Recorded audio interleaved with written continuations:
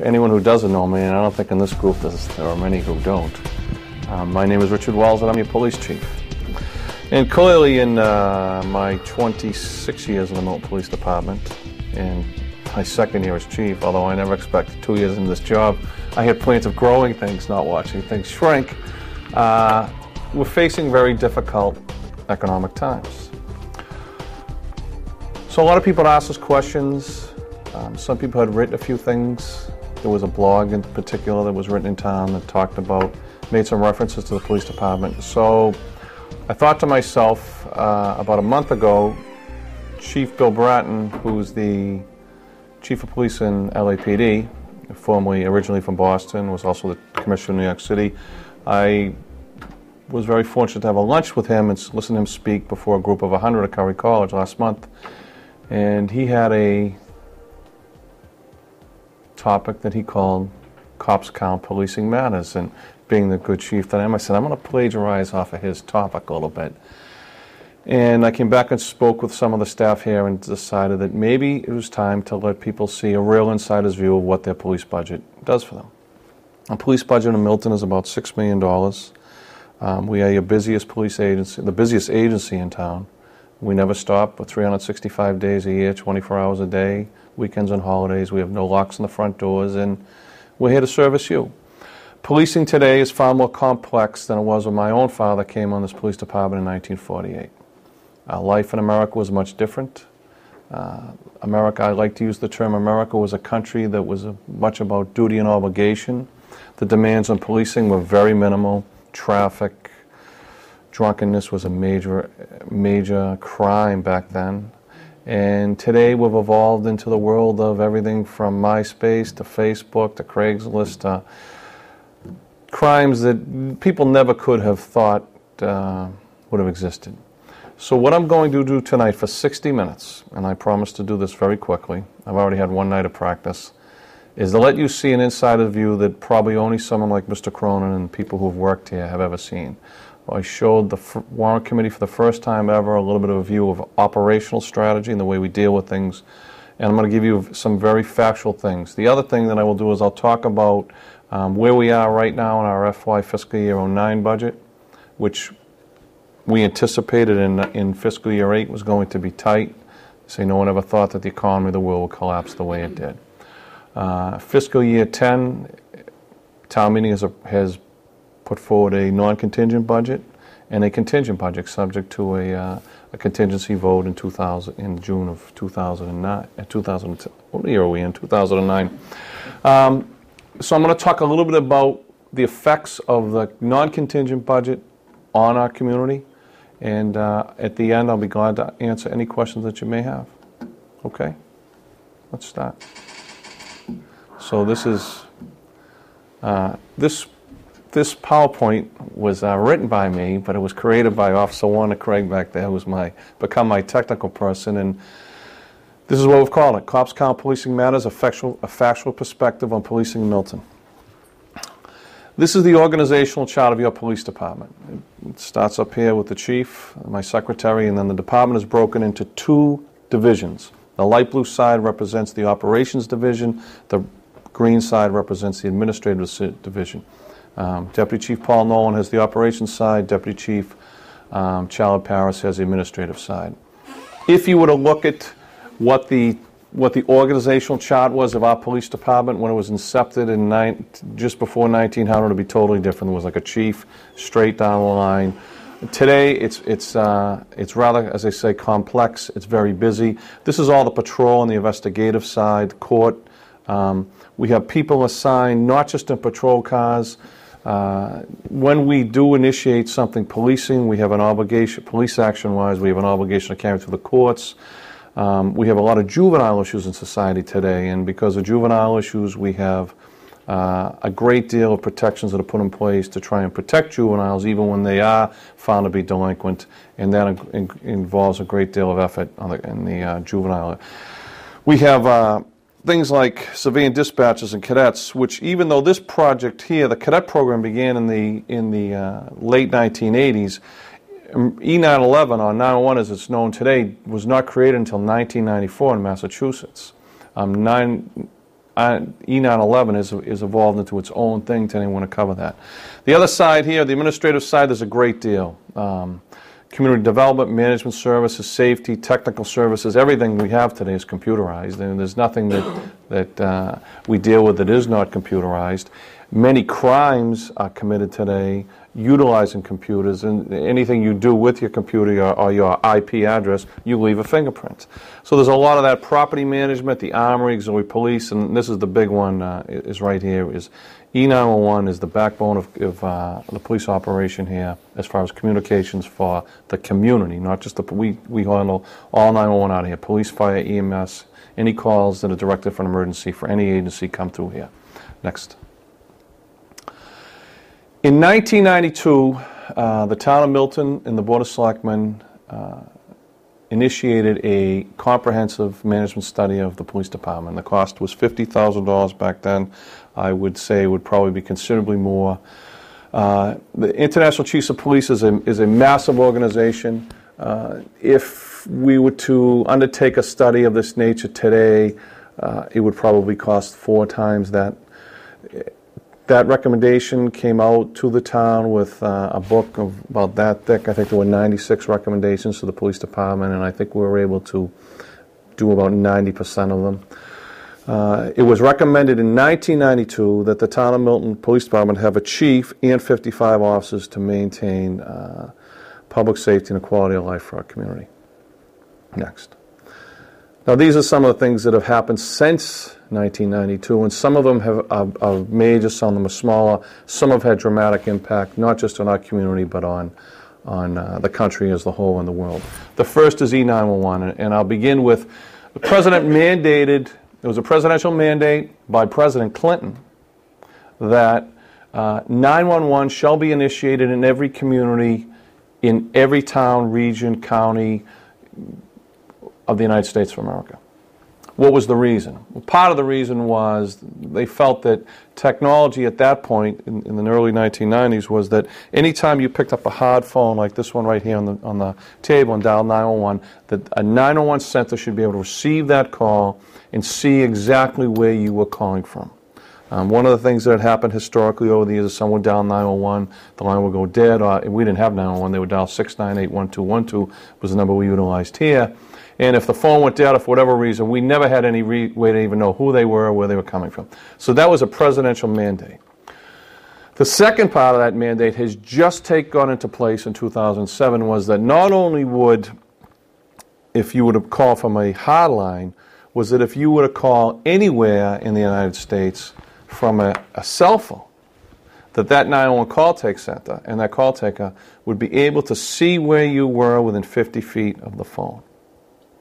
So 911 today has evolved into what was, when I came on the job, a dispatcher sitting in front of a radio with a phone and no computers is a professional trained 911 operator who's sitting upstairs in front of 4 screens with multiple radios and multiple phones, taking about 13,000 911 calls a year and about 25,000 total calls for service.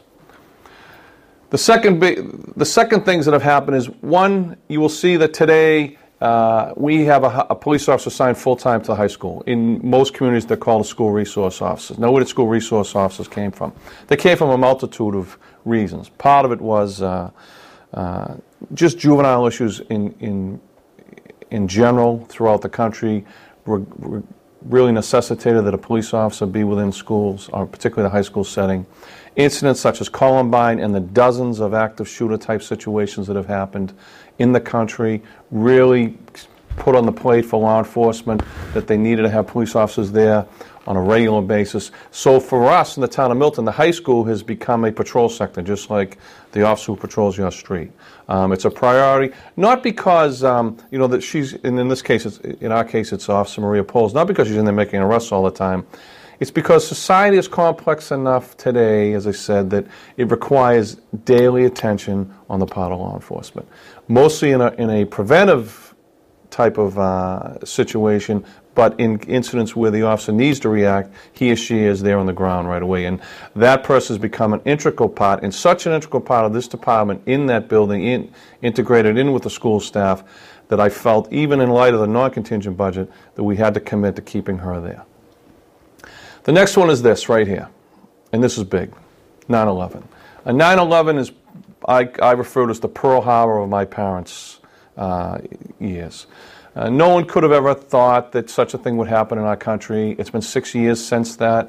Many people in America have forgotten about it. But believe me, I receive probably 25 daily briefings, whether they're federal, regional, or local. And there are people out there today who do not like this country and who plot and plan on a daily basis. As you just saw, a significant arrest made by Joint Terrorism Task Force in New York City last week, that there are those out there. But one of the things about 9/11 is to put a great deal on our plate about, right here, daily intelligence sharing, 24-hour intelligence dissemination, and constant communication from us, from a locality, between our neighbors, our state partners, and our regional partners. And that really changed the face of America, the way policing is done. And the thing about 9/11 and Homeland Security, it's not so much just the threat of, say, a terror situation. It really came to light from a domestic point of view when Katrina happened down on the Gulf Coast. And you saw the things that where they were unable to respond to that. So this very room that you sit in today is an outgrowth of 9/11. One of the things that I looked at, and I was very privileged, never expected when it happened, that I would wind up in New York City, and within 8 days, one of my closest friends, who's an inspector there, Jimmy Rogers, who I went to the FBI Academy with, called me, and they were looking for all types of equipment. I'm like, you're calling Milton, Massachusetts, looking for equipment from Manhattan? I said, are you serious? He goes, I'm serious. And I knowing him as well as I did. And for 2 weeks straight, we ran a project out of here, an operation, where we sent 2 trucks a week for 3 weeks, and we totally outfitted 500 New York City officers with everything from respirators, toothbrushes, shoes, new uniforms, new boots, all collected here from the greater Boston area. We stockpiled it here, and we shipped it there for 3 weeks. And one of the things that I wanted to look at when I went to Manhattan was not what was going on in Manhattan. I wanted to see what was the effect on the communities that abutted New York City. Because just as those communities abut New York City, we abut the city of Boston. There are 6 bridges south of Boston. 5 go through Milton. Only 1 goes to the city of Quincy. Any of you that have ever driven in Boston on whether it's Dorchester Ave, 138, see the big blue sign that says evacuation room. Well, there's a reason for that. And we're the first community that they're going to wind up in. The second thing is, we're the first community to have a hospital. We're one of the first communities that has a massive size shelter that can house over 2,000 people, which is the Copeland Fieldhouse. These are things that none of you probably even know about, none of you even realize that we plan or have contingencies for. So my big concern when we built this emergency operations center that you sit in today was, where did we have to help to manage this and facilitate this if something were to happen? And that's how DHS, Department of Homeland Security, funded this operation. This room that you sit in right now just looks like a table. That table right there can have 84 phone lines. It has conferencing. In the back is a black box with about 30 radios. You can talk to the world from the back of that room. This room has quite a bit of capability that you don't even see right now. And that's how we built this. But those are the things. The other thing is the Boston Police Regional Intelligence Center, which is referred to by us in policing as the BRIC, was built and created in the early 2000s. That center alone we have a formal partnership with. Part of the reason is because we do abut so much of the city of Boston. We do interact with them, and because crime is so transient, so mobile nowadays. And the other new things that were brought into place are, is a regionalization of effort. One of the things that this showed us here is that in the event something really big happens, no one community our size, or Randolph size, or Quincy size, or even Boston size, could deal with it by themselves. When the Democratic National Convention came to Boston in 2004, over 2,000 police officers came into that city from all across the Northeast.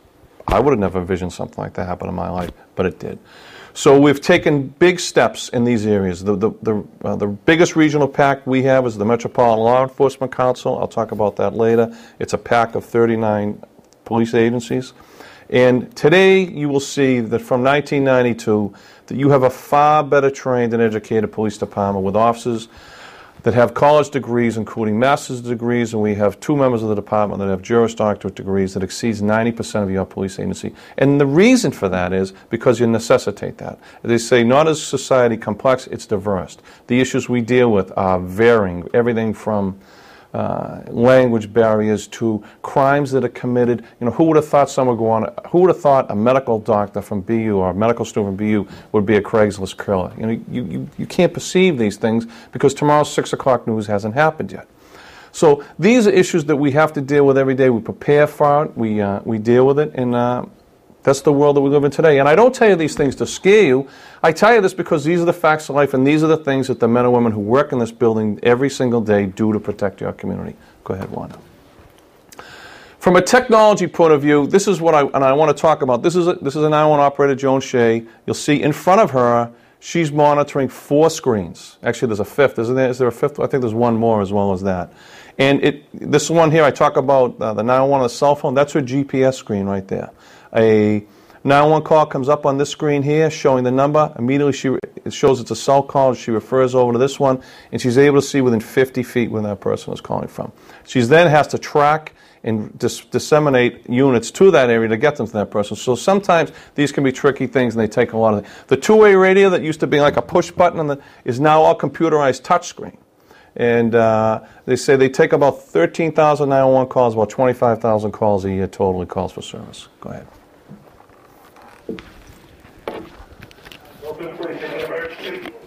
Hi, I'm visiting nurse with a patient that needs transport to the hospital. I just want to reiterate, as I said, this center is the backbone of police, fire, and EMS communications in Milton. They say about 13,000 911 calls a year. The other technology things that we constantly look at today and things that we're always staying on top of that are necessary for a professional law enforcement agency in 2009 is investigative tools such as GPS tracking systems, portable video surveillance cameras, and thermal imaging cameras. And let me talk about the 3 of them real quickly. Well, what's a GPS tracking system? Recently, we had a series of burglaries in town. There were, I believe, about 8 that were committed in a very short period of time. I'm one of them. You're one of them. Of the guy from South Boston? No, okay. In this one here, this gentleman, we were able to develop intelligence through the brick as to who he was. Our detectives, utilizing a GPS tracking system that we had initiated, it's a $50,000 piece of equipment for free through the federal government. We're able to locate his car and place a GPS tracker on it. Once they did that, they knew within 5 minutes everywhere he would go and everywhere he would transport. Within 2 days, he came here. He went over to East Milton. He broke into a house. He was in the process of cleaning that house out when detectives, seeing where he was, went there, set up around him. When he came out, they then tracked him back into South Boston. They were able to also figure out when he got to South Boston that there were additional people there in a business who tried to secrete him and hide his vehicle there. And he was subsequently arrested. He was a career criminal, violent criminal. We know that in one of the burglaries that he perpetrated in Milton, when he made entry into the home, he used an accomplice. That they used cheap walkie-talkies between them. The accomplice was a female. She stayed outside as a lookout when they made entry into this house. They selected this house because somehow they had gotten some information that these people had a lot of money. The resident of the building came to the house. It was in the morning and made entry through the front door. The suspect was up on it was a 2-family, was up on the 2nd floor at the time. We believe that the accomplice radioed him and told him the occupant is in the house. He then armed himself and came downstairs to confront the person, still rummaging, looking to steal stuff. Fortunately for her and unfortunately for him, she had just, not knowing he was ever in the house, gone out a side door and left. But we were able to recover all this evidence, and it is clear to us, subsequent to the investigation of this crime, was that had he confronted her, his intent was to do serious physical harm to her if he encountered her on the first floor. But because of that GPS tracking system, we were able to track him, identify him, and he's subsequently been arrested for all these breaks. Now let me talk a little bit about, and I didn't intend this as being a teaching thing, but I want to talk a little bit about video systems. Video surveillance is the way of the future. You can't go anywhere in London or Europe. Deputy Chief Nolan last year, I am very privileged to have had a close friendship for many years now with Catherine O'Toole, the former police commissioner in Boston, who is now the chief inspector of the Garda Síochána in Ireland. And Kathleen had Paul in Dublin, and one of the things that I wanted to be seen is that anywhere you travel, in Ireland, London, anywhere, you can't walk on a public street without being caught up on tape. The London subway bombings, which happened a couple of years ago, one of the reasons that they were so quick in apprehending the perpetrators of that crime was that they were on tape going in and coming out. They were able to make identification, and it was very quick. Every night, particularly on your transit system, the subways, the T's, the new trolley stations we have in Milton, all have camera surveillance. Any private project that has taken place in this town in the past year, at least since I've been chief, we've, through the town planner, Bill Clark, strongly suggested to them that they, as they build it, because it's much cheaper when you build it than not to, when they build their, whatever it is they're building, that they install video surveillance. These new surveillance systems have 30-day retrieval, and they're a great investigative tool for us should a crime happen on their properties. And as we go a lot farther forward in life, 10, 20 years down the road, it's going to be everywhere. And there are cities in California where anywhere you walk, there's a camera. The city of Boston is up to, I think, 200 some odd cameras. We've just written a grant for $180,000 to start to install some cameras in common locations here in the town where we'll, not that you're going to have someone sit there and watch a camera all the time, you couldn't do it, you'd go out of your mind, but the ability to retrieve information during a specific time, whether it's like a motor vehicle accident, hit and run, or a significant crime, you'll be able to do it. And I'm going to touch a little bit more of surveillance stuff as we go forward. The other thing which we're very important is, as I mentioned, we are a very large neighbor to the city of Boston. We were fortunate in 2008 to develop a grant to get instant access to Boston PD's, what they call their intranet system, which allows us to see daily, real time, anytime someone from our community is involved in something in their city, and the same thing. They can see anything. Or a crime that occurs here that we may think may have had a significant type of crime in their city, we're able to compare instantly. Our detectives on a regular basis. Okay. I want to keep you on that 1 hour. As I said, we are the busiest department in town. We don't brag about that, and to be honest with you, I'd rather not be doing this presentation. I'd rather just be doing the things I have to do as chief. But part of the partnership of your police agency is having daily, regular communication with the community. I say we do about 25,000 calls a year for service. 24/7 intelligence dissemination and constant communication to maintain your quality of life, not my quality of life, your quality of life, because that's what we're trying to do. You live here because your home is your most important thing. It's the thing you care about the most. It's the thing that you've invested so much in, and it's the quality of life that you would expect, and we understand that. I will tell you that a reduction of manpower, technology, new equipment in our patrols increases our risk to resident safety. And as I say, I don't say this to scare you, I tell you this because it's a fact of life. The more you cut, the more you take from the well, eventually it's going to impact our ability to respond to situations and to service the public the way they expect it. Recently, our insurance company, a great motivational speaker named Gordon Graham from California, did a great insurance presentation for us. And he said, I quote him, and he said, as the economy sinks, criminal activity soars. We see that now already, just with an increase in property crimes, bank robberies, people who, particularly people who are drug dependent, people who are down on their luck, are more apt to go out and commit a crime.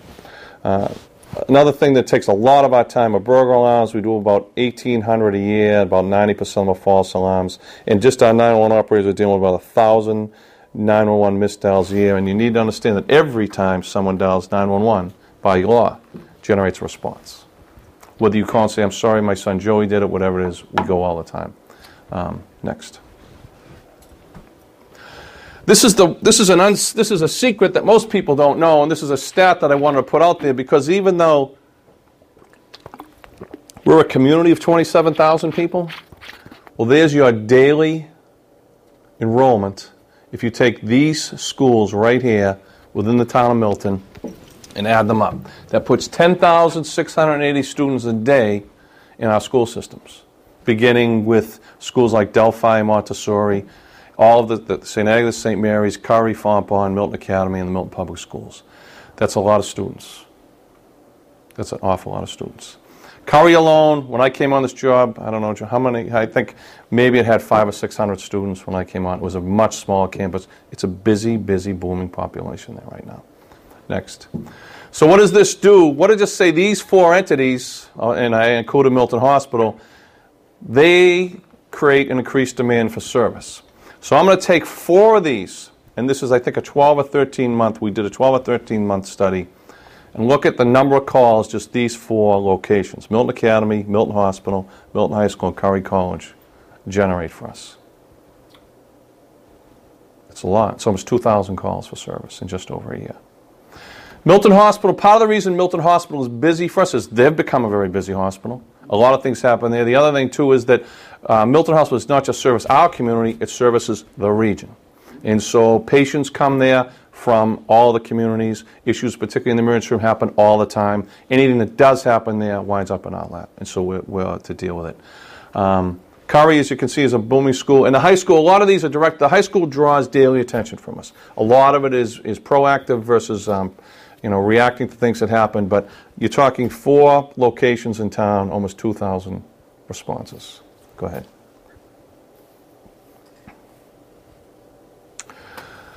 Okay, so what would the impact of budget cuts in a non-contingent FY10 budget be, and how much money would be cut? The number is about $500,000. So, what's the impact? These are your most visible. Well, I know she's pretty slick with this. I wanted to talk about one for a minute, but that's okay. So what's the impact on current service levels? Well, the obvious is that we would lose services. We would lose offices. I'm not in the business of trying to scare people. I've seen enough atrocity and carnage in my own life that I have had to deal with, but that's what I get paid to do, and that's what the officers who work here get paid to do. I really don't want to make anyone generate fear in anyone else's life, but that's the reality of it. If you continue to cut, that's what's going to happen. What are the impact of the cuts in these services? Clearly, response times would be diminished, and that therefore would jeopardize public safety. And that is something that, as your chief, I feel very strongly about. Go ahead, Warren. Now, what I'm about to show you, until 2 weeks ago, I've never showed.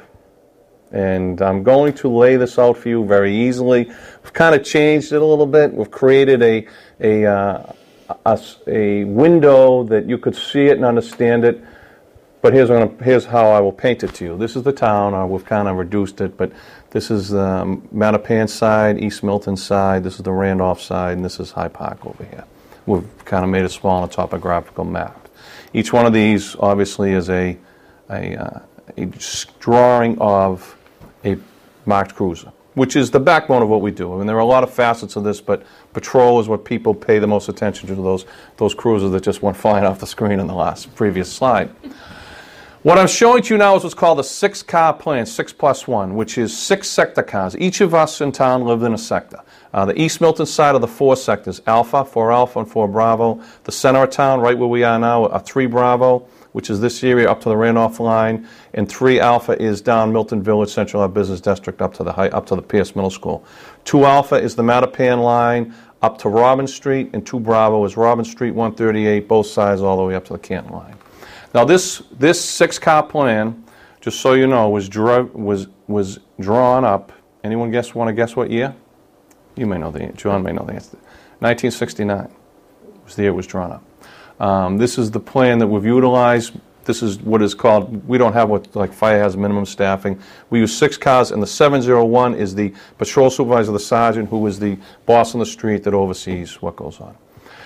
Now, I will tell you that for a significant part of FY09, and for the first time in my career, and I'm going to talk about the cuts that we took in 9, where we're at right now, we ran at a 4-car plan, and you can just give me to 4, which means that we don't, if the supervisor's out, we don't backfill it, and we don't fill 6 cars. So there will be times when the town is only patrolled by 4 cars, and that time is more than less. The difficulty is, as I said to you, now is when your response times can be diminished. I will tell you that in the 8 weeks, Paul, about 8 weeks, 8 to 9 weeks prior to the homicide on Belvoir Road, on Friday and Saturday nights, every Thursday night, Deputy Chief Nolan and I would meet and decide, can we afford to up our staffing or not? And I've said to many people privately here, particularly here in the police station, I felt like I'm playing craps in a crap game, trying to roll a 7. If the 7 comes up, we'll go with it. The weekend of that incident was the first weekend in over 9 weeks that one night we went with full staffing. So if you read the story in the Ledger last week, I talked a little about having a little bit of luck. There was a lot of luck involved in that. Here's the significant part that I'm going to show you. If we get into FY, and this bothers me enough as it is now, and if we get into the cuts that are outlined in our FY10 budget, there will be times when we're going to go, as I say, this is already unprecedented, but we will have no choice to go one more, which there may be times when we're going to reduce it to a 3-car minimum. Now, so what I'm going to do for you next is I want to try and paint a picture for you. We've created a scenario of 3 incidents that occurred simultaneously within 3 locations within the town.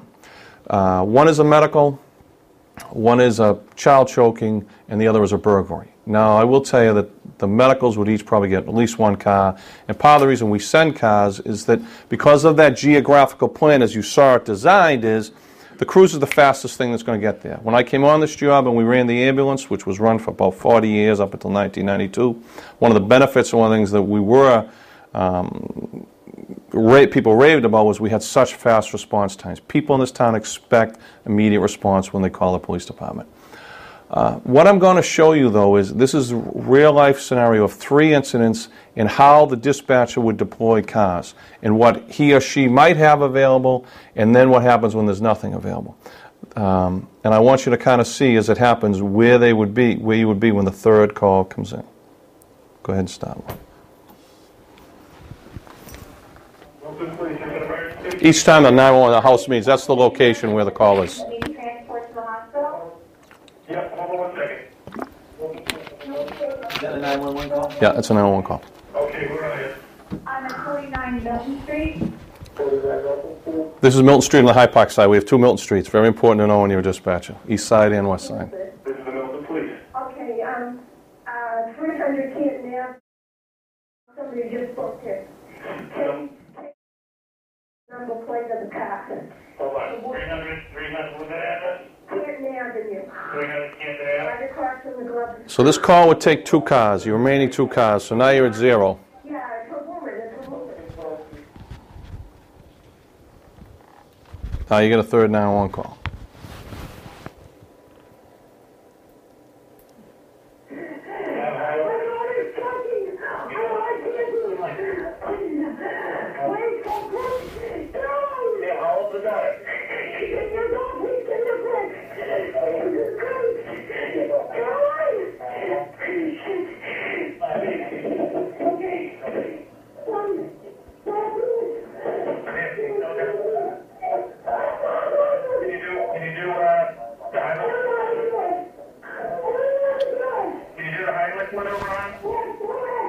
Okay, stand behind it.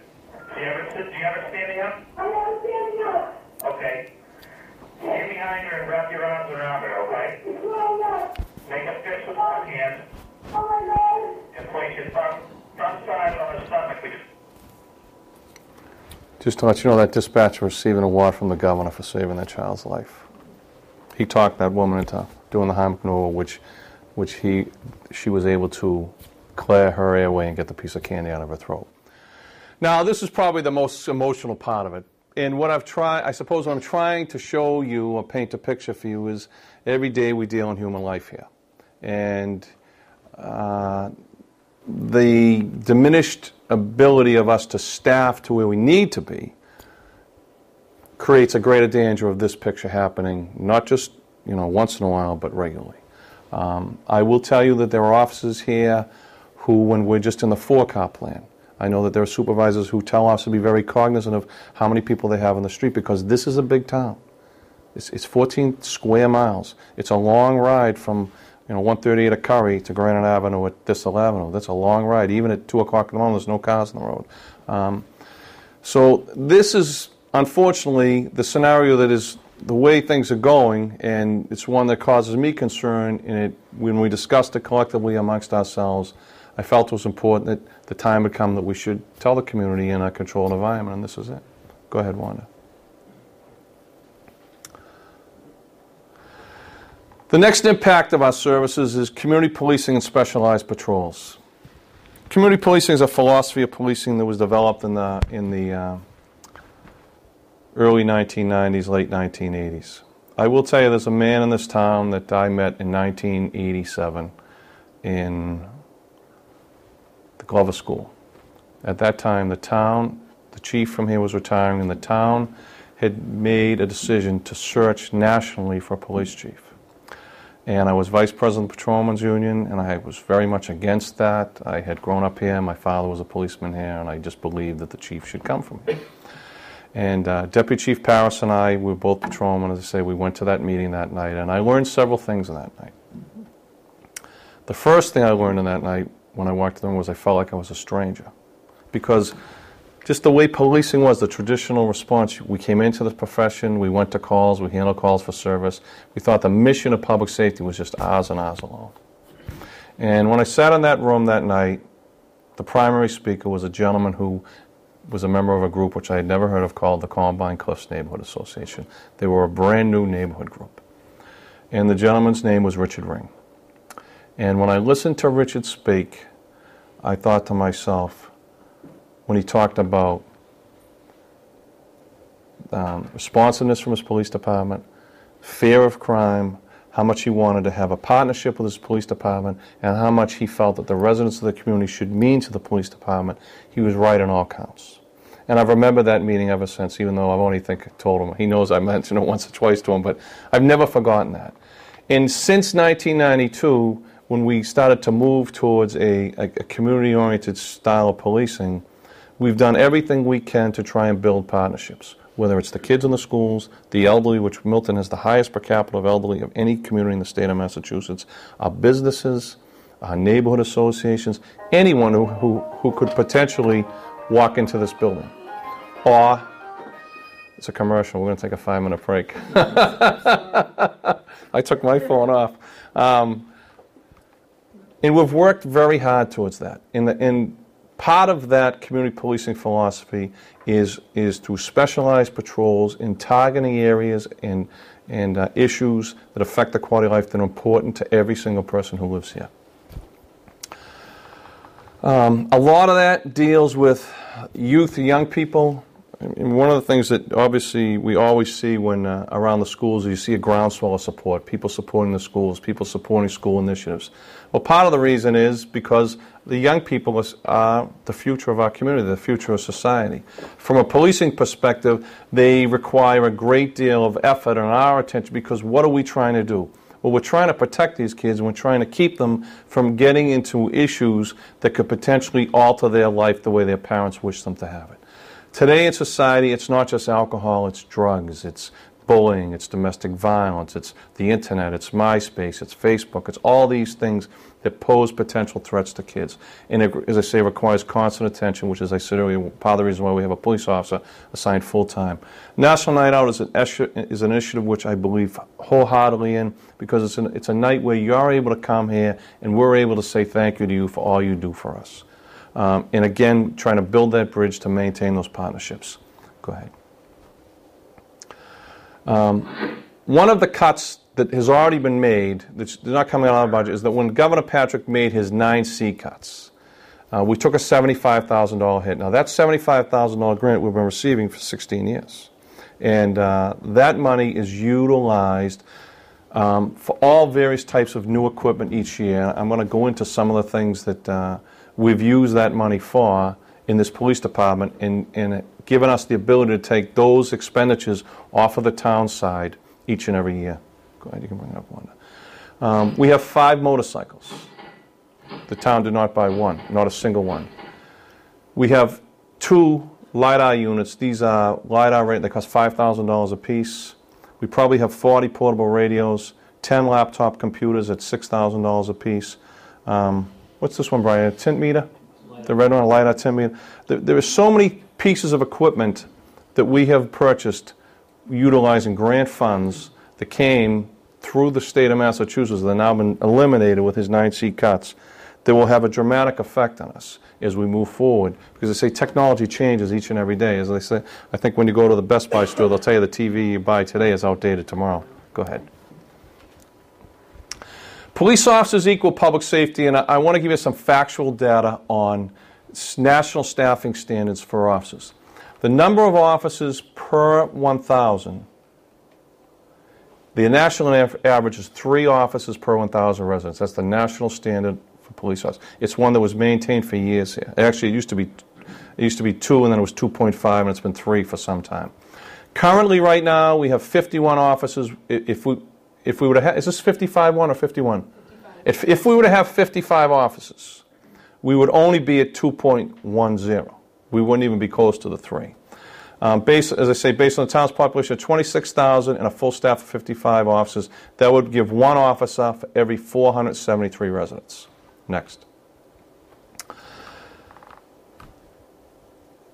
This is where we are right now today. 51 officers, which gives us 1.94 per 1,000, and it gives us 1 officer for every 510 residents. If we have to live with our FY10 non-contingent budget, we're going to be down to 1.85 officers per 1,000, and that would be the removal of 2 more officers. They say it leaves you 48 officers, a ratio of 1 to every 542 residents. Now, I don't usually like to use numbers. I go to a town meeting every year and I watch some of these PowerPoint presentations. I'm like, oh God, these numbers are putting me to sleep. What does that mean? Bottom line, very simple. It's already bad that this is unprecedented where we are here. You go down here. I looked up the other night. When Dennis Doyle became chief in the 70s? It was in the 70s. He had 63. What year was it, John? What year was it? 77? There were 63 police officers in 1977. As I say, this is where we will be July 1st. Even best case scenario, this is where we're going to have to stay at 51. And as we talked earlier, these numbers don't include the residential numbers of 26,000. They don't include all the students at Curry and Milton Academy. Or the amount of patients that are in short-term or current reside at Milton Healthcare, Milton Hospital. It doesn't include 90, most people don't even know, 90 licensed daycare centers in the town of Milton that are licensed to handle 6 kids or less. We have 90 in this community. Most people don't even know that. Okay, next. This is an excellent study that was just done by the RAND Corporation for the California Chiefs and the Department of Justice on the components of total social costs of crime as of January in 2009. And it breaks it into 2 sides, tangible and intangible. The tangible social costs of crime are police budgets, incarceration costs, private security expenditures which are going up all the time, medical treatment for crime-related injuries, property loss, claims processing costs, and lost productivity from injuries. The intangible costs are pain and suffering of crime victims, lost utility due to fear of crime, and believe me, today in America, fear of crime is a very important issue, and a lost quality of life by the residents of those communities. How do we calculate crime costs? Again, the tangible and the intangible side. On the tangible side, obviously, it's our police department budgets, medical records, property insurance claims. On the intangible side, it's the same thing. Data on occupational risk and safety help us to evaluate disability and loss of life. Data from jury awards and civil claims provides evidence regarding monetary loss of pain and suffering. And survey evidence on citizens' willingness to pay for a particular crime. You should know that in the 1990s, America had the lowest rates of crime during the Clinton administration and the cops years, when President Clinton pumped significant money into this country in a multitude of programs to try and lower the costs of crime. You lower crime, you boost your economy. It's a simple mathematical figure. Next.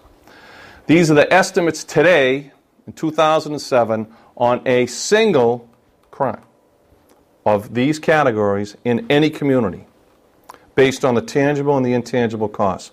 A single murder, $9 million. A single rape, $200,000. A robbery, $50,000. An assault, $123,000, and auto theft, $9,000, and it goes down. So as you can see, crime, particularly significant crime in any community, has a dramatic cost on that community. Next.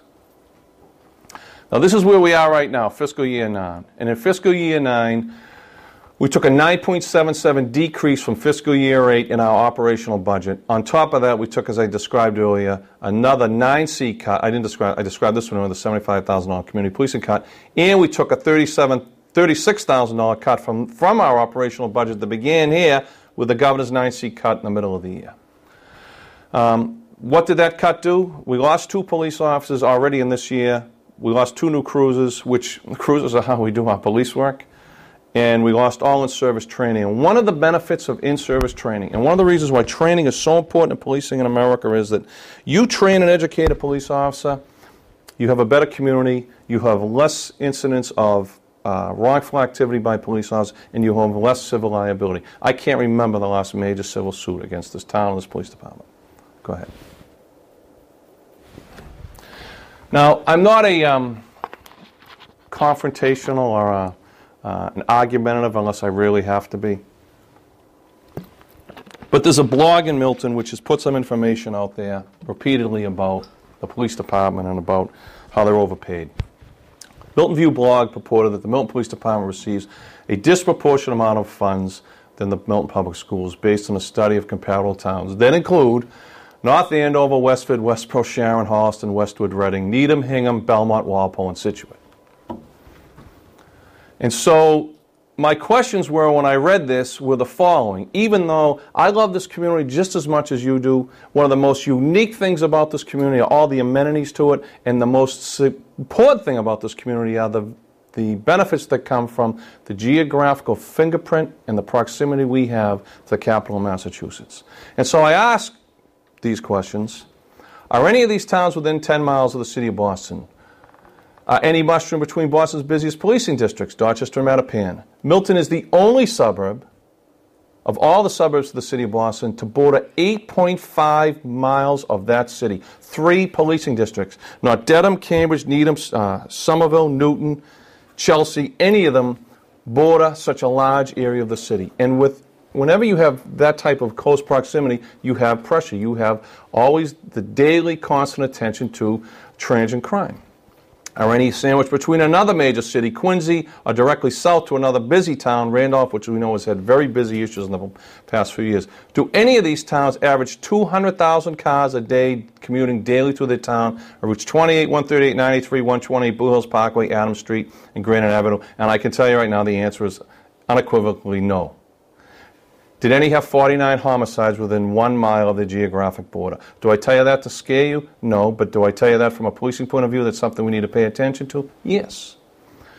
Do any have a significant college or almost 7,000 students or a large regional hospital? No. Our surrounding towns, these are the towns around us, have the following staffing levels. Randolph 62, Quincy 220, Dedham 65, Braintree 80, and Milton 51. So if you want to try and debate me or argue that we receiving, and I'm a team player, I view our relationship with every entity of this community as a partnership, including all the town departments, but don't try and say that we're getting a disproportionate amount. Because if you want to do that, come here and walk in our shoes and see what we deal with on a daily basis. Next. Now, this is the only part where I'm going to deal with significant crimes. And I say the significant crimes aren't the ones that we deal with in a daily period of our daily life, but crime can happen anywhere. And unfortunately, we live in a time where violent crime, particularly homicide, is all too prevalent. Now, the Globe has been publishing this on Boston.com for 4 months. And I say to you, each little red dot represents a homicide. Now, you will see, can I just walk over here a little? Sure. This is us. There's the Neponset River, right there. That's Milton, right here. Now, the comparison communities. Hingham's way down here. Belmont's way up here. I don't even know where Westwood's over here somewhere. And Westboro, which was is right here on the other side of 495. You say, we're right there. So we realize our geographic location here, and we realize the work that it takes on a daily basis to maintain the life that you want here, to protect our residents, to give the residents the daily quality of life that they wish. But this is the reality of life. You know, we all read the papers, we all watch television. Violent crime happens. And violent crime really, even though we don't talk about it, you never hear me cry about it, you don't hear this police department throw it out on the newspaper recklessly, but you have to pay attention to it, particularly with our young people. Because many violent crimes today, particularly homicides, involve young people. people. And we really need to protect our young people and pay close attention to what they're doing. I just spoke at the high school last Monday night, and I said to every parent, Mr. Koza, if your kid has a Facebook or a MySpace account, look in it. Be a good detective. They got a cell phone, look in it. Read their text messages, understand them. Because that's the only way you're going to know what's really going on. Because they may not even knowingly get involved in something. The threat is always out there. And it may be something as minimal as, someone bringing a Coors Light to the party or a 30-pack of Coors Light, but sometimes it's something significant. And if we could pay attention to this in the Boston Globe, then you need to pay attention to this in the Boston Globe. Next.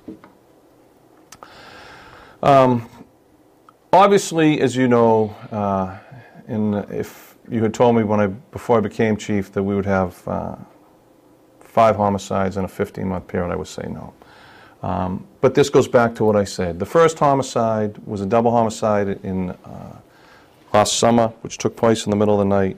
It did not initiate in this town, but it happened in this town. And we value human life. The sanctity of human life is very important to us. The last time that we had a similar type homicide, it involved a Milton resident, which was in 1994, Paul? It was in 1994 when a young man was killed over on Churchill Street in a significant shooting. It took 10 years of investigation to bring that case to justice. This case here may take close to that. It will take a great deal of work. Our detectives have done everything from looking at surveillance camera. I know I'm on tape, so I don't want to talk about all the things we've done, but it will take a great deal of work. One of the sad things I have to say about society today, particularly in these type murders, is that a lot of people don't want to come forward. And it just creates that much harder for police investigators to make a solid case. In that case, 2 young men were killed tragically, way beyond their time. But it happened in our community, and therefore the onus is on us to investigate this crime with the district attorney's office and bring it to an arrest and prosecution. The last one is the most recent one. I gave a lot of thought to whether or not I should even talk about it in this case.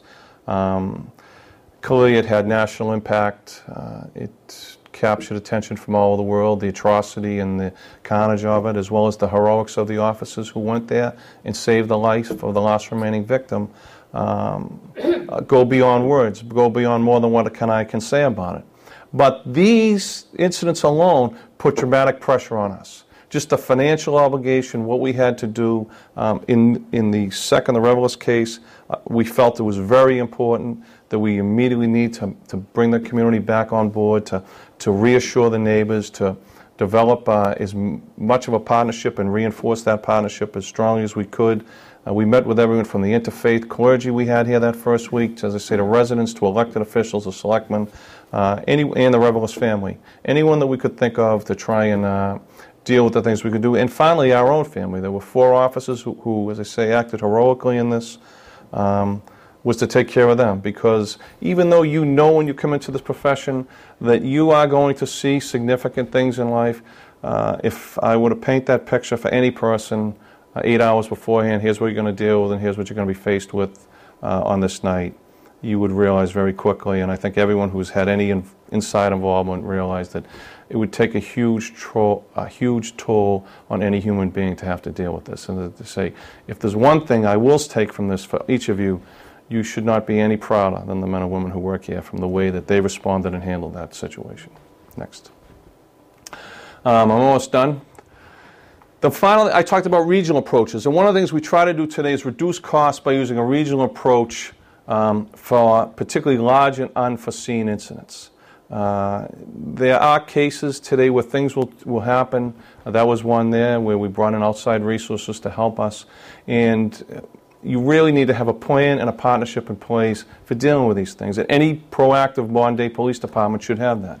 Our memberships and partnerships afford us technological support in issues such as cybercrime and identity theft. Last week, one of our detectives did a search warrant on a individual who was committing sex crimes by use of a camera and a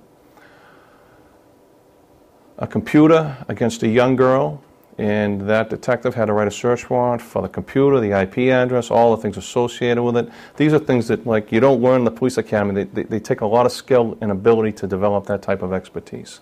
One of the biggest things that we use every day, most of you in this room really know about it, it's through our partnership with the Metropolitan Law Enforcement Council. It's called Mass Most Wanted. If you watch Fox 25, Bob Ward is the Mass Most Wanted reporter. Any of you can go on to this, massmostwanted.com. Our detectives go on it every day. Criminals go on it. Snitches go on it. Mass Most Wanted is excellent is that in the cases that do, particularly like bank robberies, convenience store crime, the cases that do have cameras, we're able to capture an image of the perpetrators. These top cases are all Milton cases. We did have 2 bank robberies 2 weeks ago, 2 days apart. This gentleman right here has already been captured. He did, how many others, Paul? How many did he do total? 4? 3 or 4 total? He did 3 or 4 total on the South Shore. He's already been arrested. This one here is still at large. But this is a huge tool because it's one way we can embrace the public. They can go to a location and you'd be surprised how many people pick this up and look and say, hey, I know that. That's Richard Wells. You know, and they pick up the phone and they call. But this is the way policing is in the future and to develop partnerships. It's both personal and things like this, but from a technical point of view.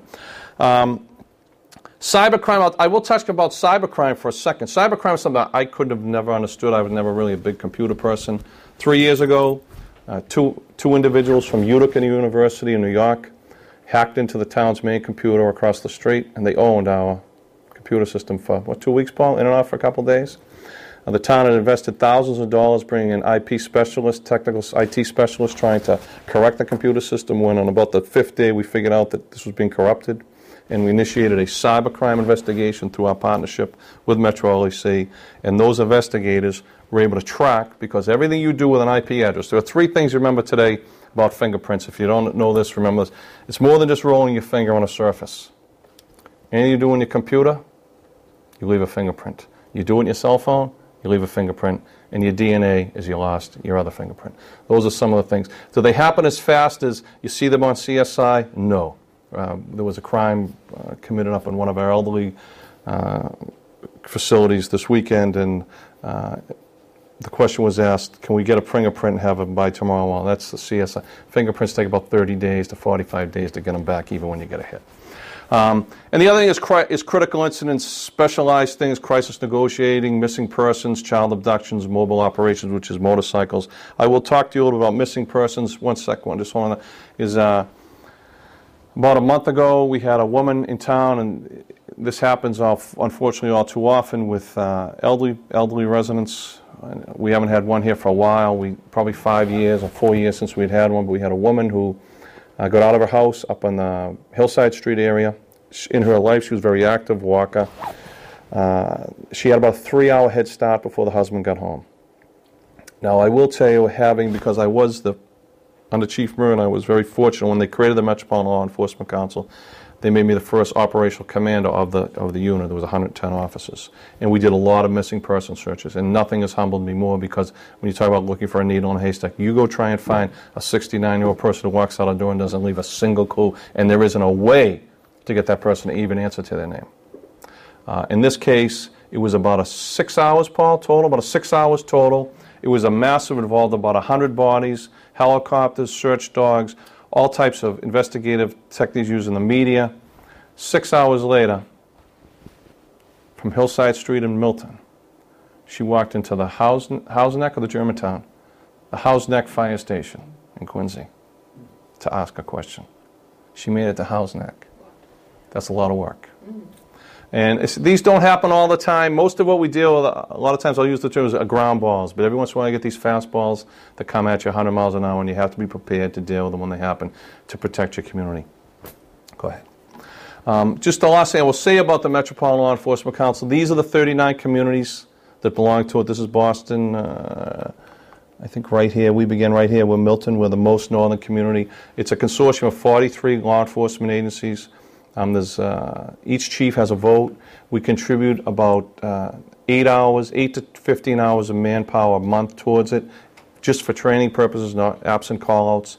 And actually, one of the newest things of it is a child abduction response team for the entire region. Should a Molly Bish or one of those type abductions take place, in this very room here will be the nerve center to run that investigation of 50 detectives within the region.